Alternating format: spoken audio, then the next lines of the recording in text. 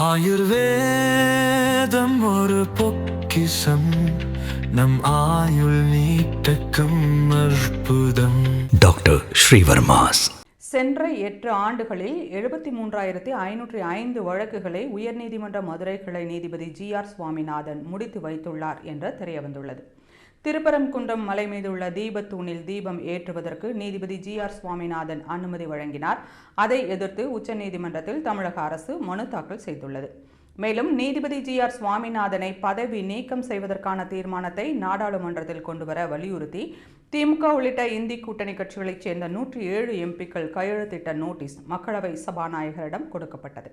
இந்நிலையில் சென்ற 8 ஆண்டுகளில் எத்தனை வழக்குகளை நீதிபதி ஜி.ஆர். சுவாமிநாதன் முடித்து வைத்துள்ளார் என்று தெரியவந்துள்ளது.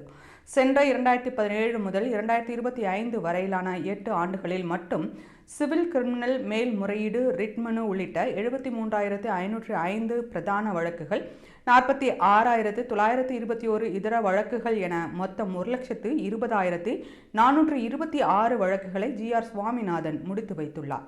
இதுகுறித்து பாஜகவின் தலைமை செய்தி தொடர்பாளர் நாராயணன் திருப்பதி கூறுகையில், மிக விரைவாக வழக்குகளை முடித்து வைப்பதுடன் காலை 9 மணிக்கு தொடங்கி மாலை எந்த நேரமானாலும் வழக்குகளை விசாரிக்கும் கடமை உணர்வு கொண்டவர் நீதிபதி ஜி.ஆர். சுவாமிநாதன். அவர் யாருக்கும் அஞ்சாமல் நேர்மையாக தெளிவாக பணியை செய்யக்கூடியவர் என்று நாராயணன் திருப்பதி பாராட்டியுள்ளார். மேலும் அவரை பதவி நீக்கம் செய்ய வேண்டும் என்று திமுக ஏன் துடிக்கிறது என்று இப்போது புரிகிறதா என்று நாராயணன் திருப்பதி கேள்வி எழுப்பியுள்ளார்.